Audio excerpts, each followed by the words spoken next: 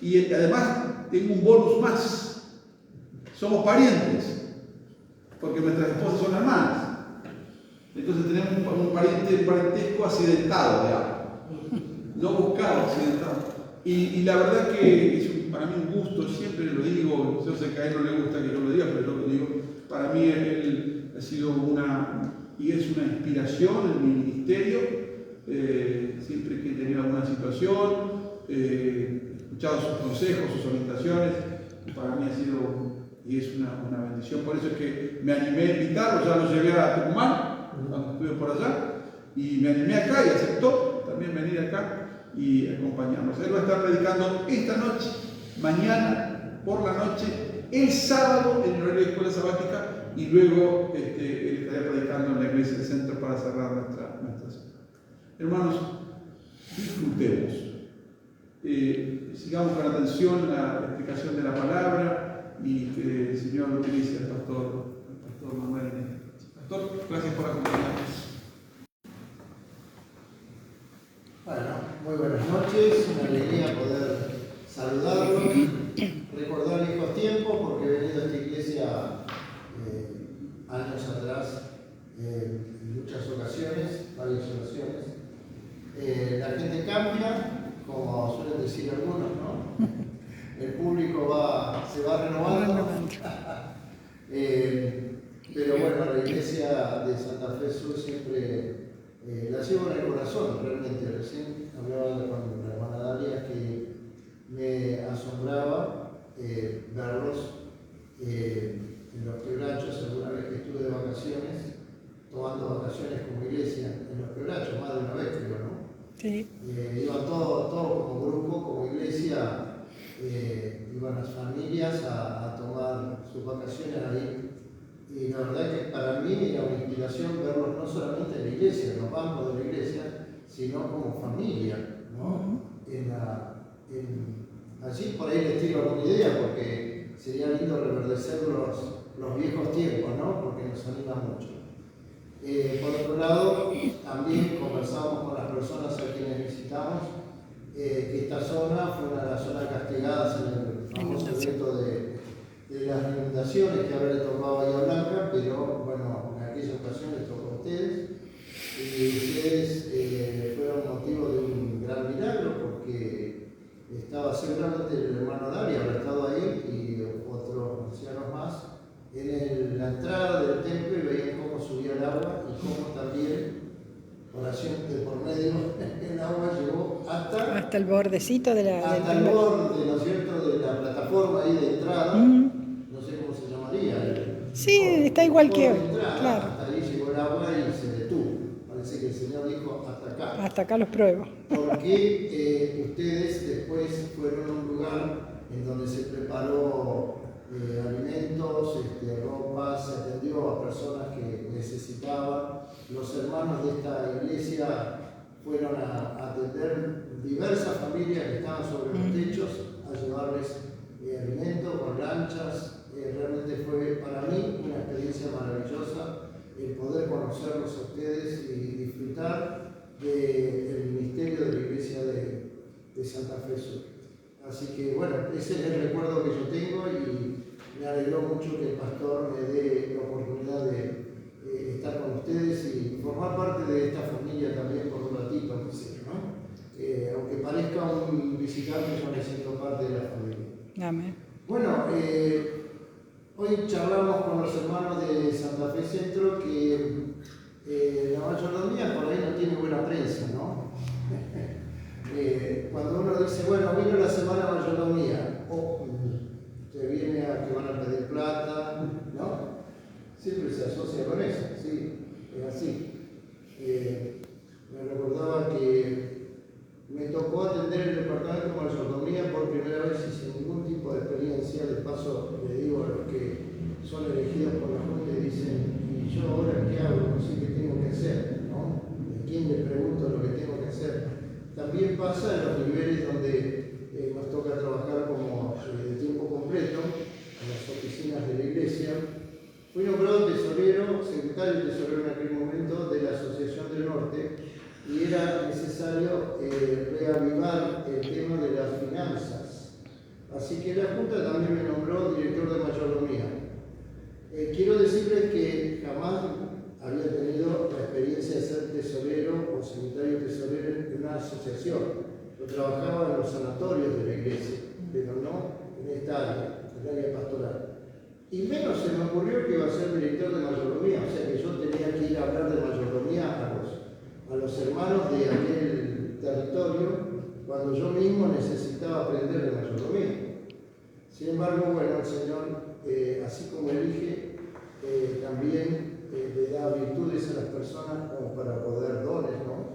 Para que las personas puedan seguir adelante. Hoy charlábamos con Luis, creo. Luis, ¿no? ¿Me acuerdo bien? Sí. Charlábamos que así fue como estudiamos la lección de la escuela sabática en este trimestre, que Moisés fue llamado cuando él no se sentía capaz. Y hasta dijo, no sé hablar, ¿no? ¿Se acuerdan, no? Estudiamos eso, lo repasamos. Y sin embargo, terminó siendo el libertador de todo un pueblo, de toda una nación, ¿no? ¿Cuánto potencial hay en la vida de cada persona? ¿Cuánto potencial? ¿Cuánto se puede manifestar el poder del Espíritu Santo en la vida de los que están presentes hoy? Para empezar una gran movilización de la Iglesia, para que este Evangelio que nosotros nos ha cautivado, nos ha llevado a tener esperanza en nuestra vida, hoy pueda ser la luz que ilumine a este barrio, a esta ciudad, y pronto la predicación del Evangelio en esta zona pueda ser completada, y no solamente en esta zona, sino en nuestra provincia y también en las demás provincias, en la República Argentina y en Sudamérica, y en toda América, y en Europa, y en Asia. Y entonces, ¿qué estamos abarcando? Todo el mundo. Cuando el Evangelio del Reino sea predicado a toda nación, tribu, lengua y pueblo, ¿qué va a pasar? Vendrá el fin. Entonces vendrá el fin. Si que nosotros realmente deseamos ver con nuestros propios ojos ese evento tan tremendo, ¿no es cierto?, que ha de ser el espectáculo más impresionante que se nos pueda llegar a ocurrir, que será la segunda venida de nuestro Señor Jesucristo en gloria, con todos sus ángeles. Si pudiéramos ver con nuestros ojos ese evento antes de ir al descanso, ¿no? Hoy hablábamos con Pochi, uso el apodo, Pero me acuerdo. Pochi, ¿no? Qué lindo sería el poder seguir vivos, ¿no? Y poder ver a Jesús en este tiempo viniendo. Qué hermoso sería. Pero bueno, depende de nosotros en el sentido de la posibilidad que le demos al Espíritu Santo de que obre en nuestras vidas. Que le permitamos a Él que sea el que maneje, dirija y nos indique qué debemos hacer. Porque muchas veces, como Dios es muy ético y muy respetuoso, Él nos deja hacer a nosotros con nuestras propias fuerzas hasta que de pronto nos damos cuenta que no podemos y a dónde vamos. Señor, ayúdanos, como dijo Pedro cuando se día, ¿no? Y entonces nos damos cuenta que hemos dejado de darle lugar al Señor y por hacer nuestro propio esfuerzo, por usar nuestras propias fuerzas. Mayordomía parece que fuera solamente el hablar de las finanzas del hogar, las finanzas de la iglesia, el sostén de nuestros hogares y el sostén de la iglesia. Y yo quiero decirles una cosa, como para partir de una base. El Señor no necesita nuestro dinero. Creo que ya lo habrán escuchado más. Porque ¿quién hay más rico que el Señor? Él es el dueño de todo. ¿Cuánto podrá ser significativo nuestro esfuerzo de diezmos y ofrendas para el Señor? Cuando Él en un solo movimiento que pueda hacer, puede multiplicar los panes y los peces. tal cual. Sin embargo, para nosotros es un privilegio ser mayordomo del Señor y de nuestra pequeñez hacer que sucedan cosas grandes, porque eso es lo que Él quiere con nosotros. Y por eso a este departamento se le llamó mayordomía, justamente por el término mayordomo, ¿no? Mayordomía, mayordomo, viene de un, no sé, de griego, miren, no se vayan a creer, solo esto lo aprendí ahí en el norte, en un libro que encontré en mi oficina, un libro viejo, donde explicaba que mayordomía o mayordomo, término que testimonios a Jesús en sus parábolas de los mayordomos, el original en griego es oikónomo, y oikónomo, ese término, hoy pueden pedirle a Google que va a explicar mejor que yo, oikónomo es el gestor de un hogar, de una casa, no siendo el dueño, es el que gestiona, es el que dirige, es el que administra y también es responsable del cuidado de esa casa, ¿no? Del hogar, de la casa física y de la familia. Ese es el mayordomo, el oikónomo. Por lo tanto, partiendo desde esa palabra, de ese sustantivo, surge la oikonomía, que es el origen de la mayordomía, que significa la gestión de recursos y de bienes de alguien superior a nosotros, mayor, superior a los mayordomos, digamos, a los administradores. Miren, respecto a eso, fíjense qué interesante cómo el Señor presenta al mayordomo y dice qué espera de él. Mateo capítulo 24, y justamente esto asociado con lo que veníamos hablando. Veníamos hablando de la maravillosa esperanza que tenemos de ver a Jesús físicamente con nuestros propios ojos, viniendo en las nubes de los cielos. Y Jesús mismo estaba explicándole a los discípulos cuáles iban a ser, en respuesta a una pregunta de ellos, cuáles iban a ser los acontecimientos que acarrearían el fin de todas las cosas. De hecho, este capítulo 24 de Mateo, que nosotros nos apropiamos y decimos que es un capítulo adventista, porque habla de nuestra esperanza y está centrado en esa esperanza de la venida de Jesús, abarca dos temas, cosa que los discípulos por ahí no entendieron bien. Ellos preguntaban ¿cuándo será la destrucción del templo y la ciudad? ¿Y cuándo sería el fin del mundo? Pensando que eso eran dos eventos que iban a ocurrir al mismo tiempo. Y Jesús les habló de los dos eventos, pero nosotros sabemos ahora, después que pasó el tiempo, porque las profecías, la forma de estudiarlas es según el método nuestro, usar la historia, el método historicista, como se llama, hemos comprobado que Jesús está hablando de la destrucción de Jerusalén en el año 70, que ocurrió en ese momento, y está hablando también, contestando la pregunta de los discípulos, acerca de la venida de su regreso, la venida del fin del mundo y el comienzo de un mundo nuevo. En ese contexto encontramos estas palabras, justo en el mismo capítulo. Versículo 45 hasta el versículo 51. Y saben, esto es mayordomía y acá se está refiriendo a nosotros, a los que pertenecemos al pueblo de Dios en este momento, en este tiempo. Leemos.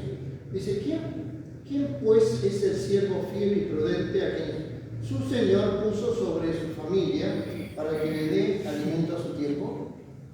Dichoso el siervo a quien cuando su Señor vuelva lo encuentre haciendo así. Quiero decirles que esto lo está diciendo en el contexto de haber dicho ya que él iba a venir como el ladrón en la noche, que iba a venir de sorpresa. O sea, el único que sabía la fecha de la venida cuando iba a ocurrir esto era su padre, que nadie más sabía. O sea que la venida de Cristo y la del fin del mundo iba a ser sorpresiva. Por eso es importante lo que dice así, aquí. Dichoso el siervo a quien cuando el Señor vuelva lo encuentre haciendo así. Les aseguro que lo pondrá sobre todos sus bienes. Pero si ese siervo fuere malo y dijera en su corazón, ¿qué cosa dice? Si se tardara. Todavía falta tiempo. Pedro habla de eso en su carta, ¿no? Hay muchos que se burlan diciendo, bueno, cuando pasan los padres, los abuelos, tengo abuelos adventistas de mis abuelos, soy de familia de no sé cuánto, y todos hablaban de lo mismo, y ¿a dónde está Jesús? Todavía no vino, ¿no? ¿Sí? Todavía podemos llegar a pensar, puede ser que no lo digamos, porque quedaríamos mal como adventistas decir eso, pero a lo mejor vivimos de esa manera, pensando que esto es para más adelante, ¿no? Les aseguro que si el Señor nos encuentra atendiendo sus intereses, su casa, y alimentando su casa, y ya vamos a hablar de eso, entonces el siervo será dichoso y será puesto sobre todos los bienes del Señor. Dice, pero si el siervo fuere malo, dijera en su corazón, mi Señor se tarda en venir. ¿Y qué efecto tiene ese pensamiento de la tardanza? Y que empezara a herir a sus consiervos y a comer y a beber con los borrachos. Miren, a veces acá entre nosotros nos herimos, ¿no? No sé si les ha pasado a ustedes, pero entre nosotros mismos, quienes tenemos todos la misma esperanza, creemos en el mismo Jesucristo, a veces nuestras actitudes, nuestras palabras hieren a hermanos propios, a los que son parte de la familia. Nos herimos y nos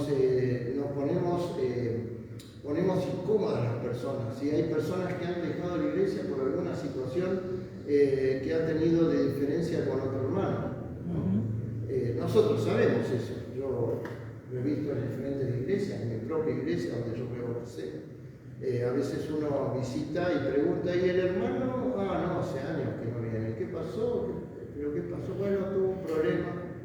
¿Qué pasa con el siervo que no está pensando que va a venir su Señor? Se centra solamente en lo que está pasando administrativamente en la institución iglesia. Quiero recalcar esto, institución iglesia. Nosotros tenemos que tener una visión mucho más amplia, mucho más grande.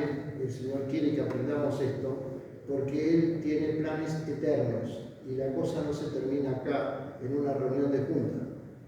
No sé si yo soy claro en esto que estoy diciendo. O en una asamblea de iglesia. No termina ahí. Es simplemente un hito hacia la eternidad y tenemos que mirar todas las cosas desde ese punto de vista para no herirnos entre nosotros pensando que tenemos que hacer cosas para esta institución cuando en realidad es la casa, el hogar de nuestro Señor y nosotros somos su familia. Muy bien, dice, vendrá el Señor de ese siervo en el día que no espera, a la hora que no sabe, ¿y qué va a hacer? Lo castigará y lo pondrá con los hipócritas, y allá será el llanto y crujir de dientes. O sea, es una cuestión de elección. O decido asegurarme cada día de estar listo para la venida de Jesús y trabajar para eso, o me centro en solucionar mis temas de acuerdo a mi forma de ver las cosas.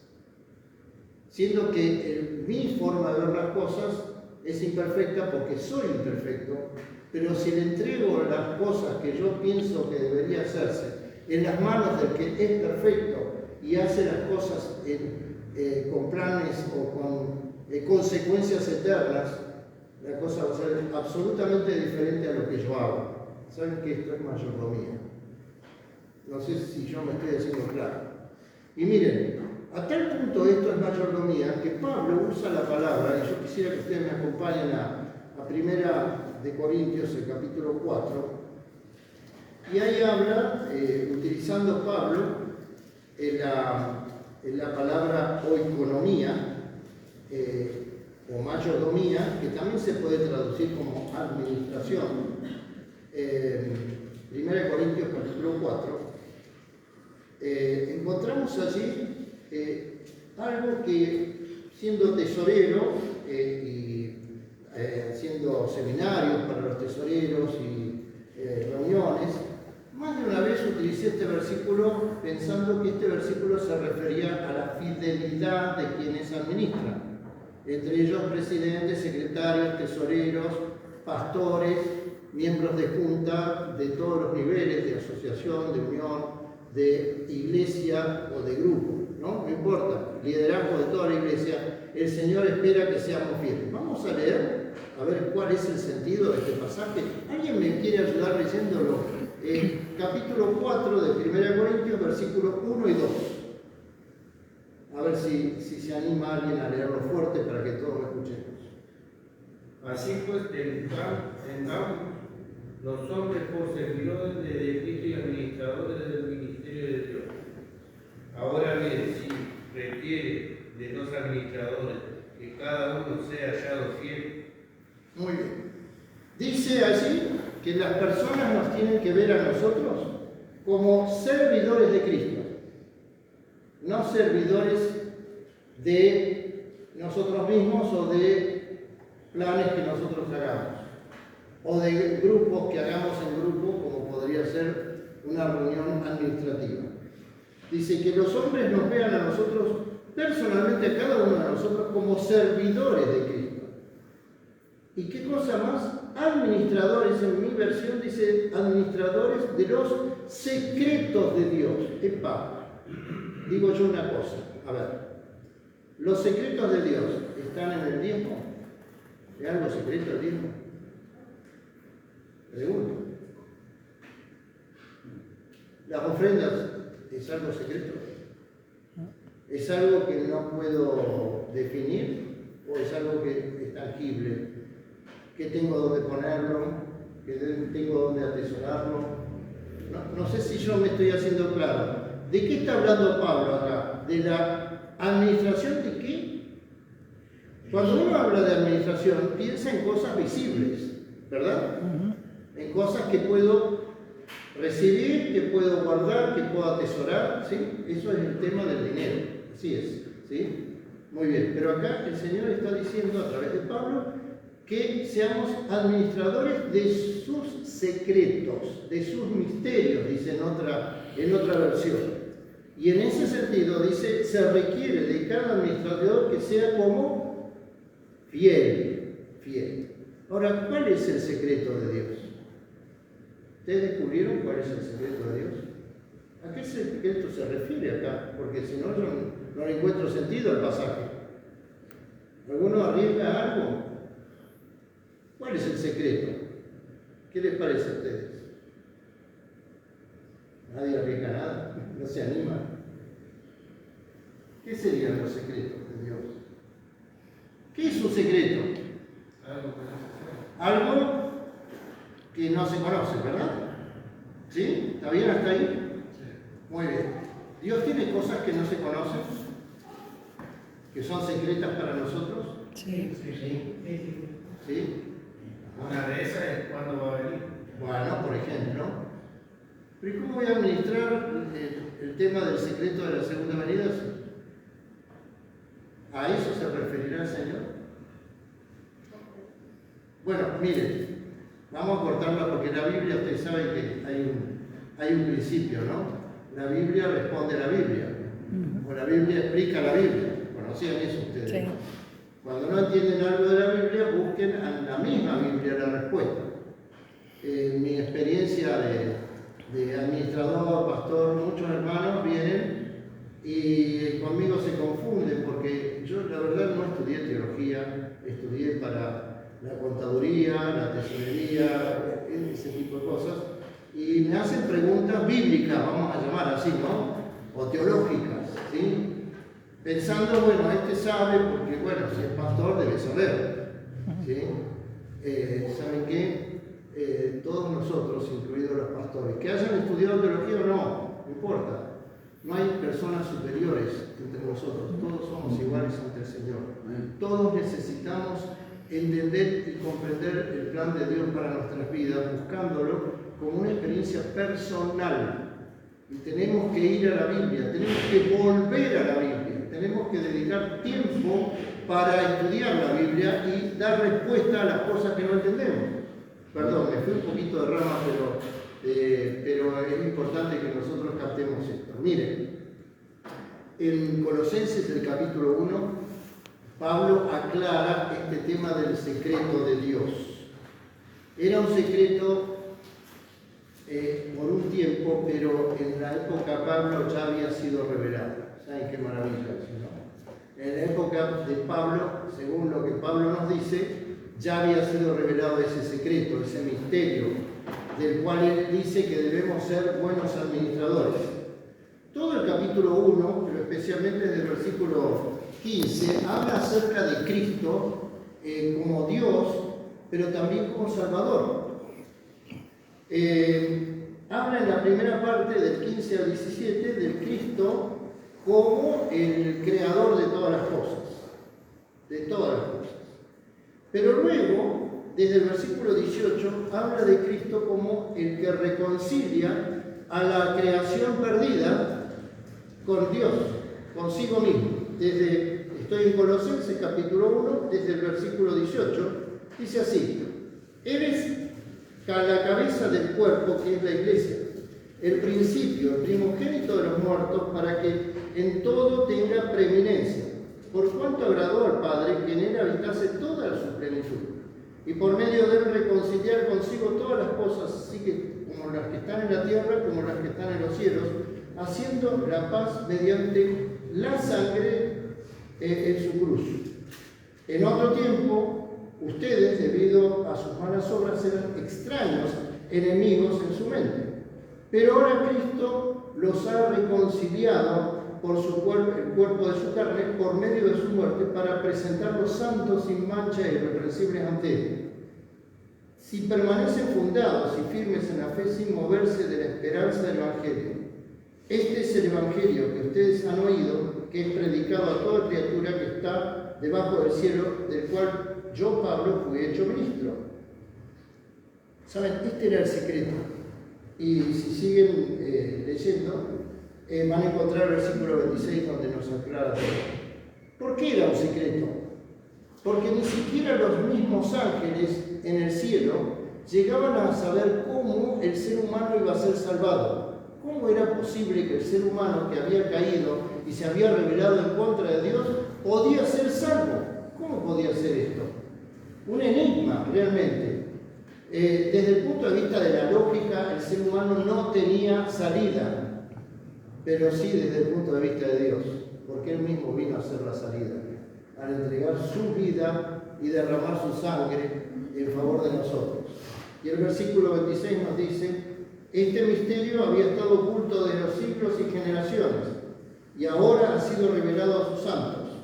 A ellos quiso dar a conocer Dios entre los gentiles cuán grande es la gloriosa riqueza de este misterio, que es Cristo en ustedes, la esperanza de gloria. ¿Qué secreto tenemos que administrar fielmente? El conocimiento del plan de salvación que estableció Dios para que nosotros, los seres que hemos sido creados para ser sus testigos y para glorificar su nombre y que hemos caído bajo los engaños del enemigo, pudiéramos ser rescatados. Y quiero decirles, era un secreto oculto no solamente para los seres humanos, sino también para los seres celestiales. Ellos no entendieron nada hasta el momento que vieron a Cristo colgado en la cruz. Y hasta que pudieron ver el poder divino de Cristo levantándose de entre los muertos para concretar así tu salvación y la mía. Ahora pregunto una cosa: ¿no es acaso ese un bien inapreciable? ¿Cuál es el bien? La salvación que Cristo vino a darte. ¿No es algo maravilloso, incomprensible pero cierto? Pregunto, ¿te has sentido perdonado alguna vez? ¿Has ido al Señor y le has pedido perdón por tus pecados y has percibido que el Señor te perdonó los pecados? ¿Lo han sentido eso? Yo creo que sí, ¿no? Más de una vez, si no, no estaríamos acá. Hemos sentido que Cristo es nuestro Salvador. Y si hemos creído que ese poder ha llegado a nuestras vidas, quiero decirles que tenemos vida eterna. Que no es poca cosa, ¿no? Somos salvos por la eternidad, ¿sí? Solo Él dijo: permanezcan en mí. O sea, necesitamos realimentar la salvación cada día, ¿sí? ¿Vamos entendiendo? Eso era un secreto. ¿Cómo podía ser que el ser humano sea salvo? Puede ser salvo solamente aceptando el don de la salvación que se nos hizo ofrecido por medio de Cristo. Y ahora el Señor nos dice a través de Pablo que tenemos que ser fieles administradores de ese misterio que es nuestra propia salvación. ¿Cómo puedo ser yo fiel a ese bien que ha sido puesto en mis manos, que yo no lo puedo tocar, que no lo puedo guardar, solo lo puedo experimentar? Pues el Señor ha puesto en nuestras manos, y Él es sabio, ha puesto cosas tangibles, materiales en nuestras manos, mediante las cuales nosotros podemos demostrar que creemos de que somos salvos. ¿Y qué es esto que Él ha puesto en nuestras manos? Dones. Nos ha puesto virtudes en nuestras propias personas. Y esas virtudes deben ser utilizadas fielmente. ¿Para qué? Para que las personas conozcan que pueden ser salvos así como nosotros somos salvos. Eso es administrar fielmente los misterios de Dios. Él ha puesto en nosotros recursos materiales, dinero. Y mediante los diezmos y las ofrendas nosotros ayudamos a que otras personas en otros lugares puedan alcanzar la salvación a través de la predicación que la misma Iglesia hace del Evangelio de salvación que una vez alcanzó nuestras vidas. No sé si yo estoy siendo claro en esto. Él ha puesto en nosotros tiempo, vida, o sea, vida, y nos está dando este tiempo de vida. Miren, hoy visitando a Pochi, decía, no sé por qué Dios me dio esta oportunidad de seguir viviendo. Ustedes supieron que estuvo grave, ¿no? ¿Sí? ¿Y cuántos años tenés? Más de 80. Y bueno, estoy acá. ¿Y por qué me habrá dado más tiempo? Bueno, porque el Señor tiene todavía un plan para su vida. Y quiero decirte que el Señor tiene un plan para tu vida. Él sabe que aunque no te des cuenta, Él ha puesto virtudes en tus manos que pueden ser usadas para la salvación de personas y administrar de esa manera el misterio maravilloso que es la salvación por medio del sacrificio de nuestro Señor Jesucristo.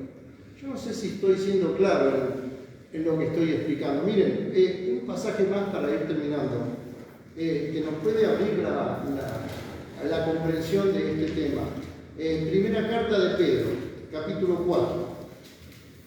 Miren qué cosa increíble, todo relacionado, ¿no? Pedro también habla acerca del tiempo del fin. Desde el versículo 7, primero Pedro, capítulo 4, versículo 7, y vamos a ver hasta el versículo 10.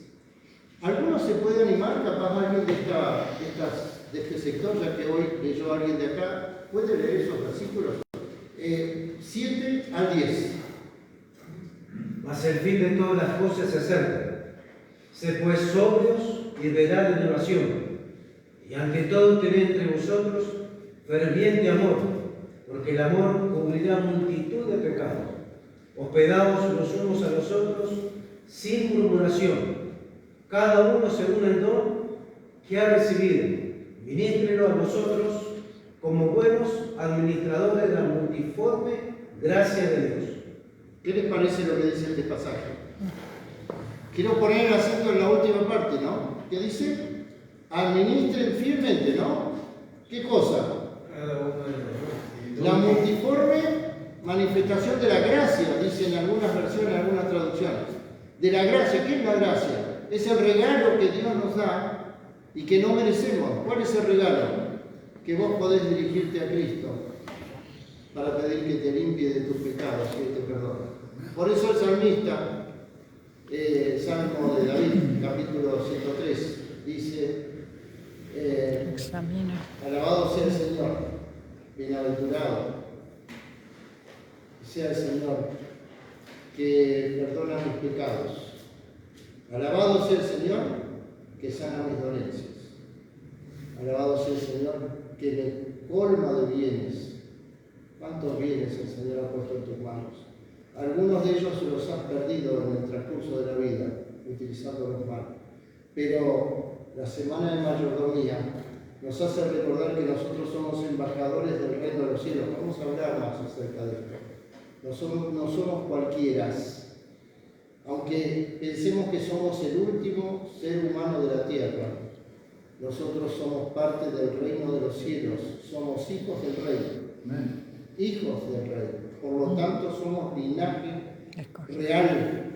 Somos personas creadas por Dios dentro de su familia, y Él ha entregado su vida para volver a darnos esta oportunidad, porque Adán y Eva fueron creados para ser sus testigos ante la amenaza y las acusaciones del enemigo de Dios. Ellos fallaron y ahora estamos en peores condiciones que ellos, pero cada vez que vos te arrodillás ante el Señor y le pedís que te muestre los errores, los pecados, las diferencias que vos tenés con Él, las ofensas que has hecho al Señor. Le pedís en el nombre del Señor Jesucristo y por el sacrificio que Él hizo, que te perdone, que te limpie, que te purifique. Y vos creés que sos purificado y creés sin ningún tipo de incredulidad que sos un hijo de Dios, estás administrando fielmente el misterio maravilloso que Dios puso en tus manos, que es la salvación. Vamos a seguir hablando de esto. Creo que es importante que pensemos en esto y le pidamos al Señor en nuestras oraciones íntimas, personales, que nos abra más la mente para entender que el plan de Dios es eterno. No termina acá en una reunión de iglesia.